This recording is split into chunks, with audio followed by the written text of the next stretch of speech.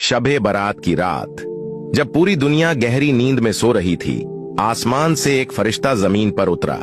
उसका नाम जिब्राइल था। वो सफेद रोशनी से जगमगा रहा था, जैसे आसमान का टुकड़ा जमीन पर आ गया हो। वो अल्लाह का पैगाम लेकर आया था, जिसमें लिखा था कि इस रात हर इंसान की तकदीर तय की जाएगी। फरिश्ता गली गली घूम रहा था, हर घर की दहलीज पर रुककर दुआओं को सुन रहा था। एक बूढ़ी माँ जो अपनी बेटी के लिए रो रो कर दुआ मांग रही थी, उसकी आवाज फरिश्ते के दिल को छू गई। उसने आसमान की ओर देखा और फरियाद की कि इस माँ की बेटी के नसीब में खुशियां लिख दी जाएं।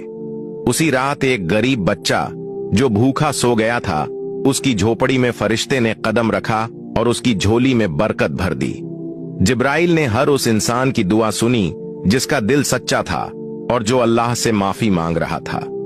वो रात सिर्फ रोशनी और दुआओं की रात नहीं थी, बल्कि ये अल्लाह की रहमत का तोहफा थी। जब फरिश्ता आसमान की ओर वापस जाने लगा, तो उसकी आंखों में इंसानों के लिए दुआओं का सैलाब था। उसने अल्लाह से वादा किया कि वो अगले साल फिर आएगा और इंसानों के गुनाहों को माफ करवाने के लिए उनकी दुआएं साथ लेकर जाएगा। दोस्तों, वीडियोस के लिए हमारे पेज को फॉलो करें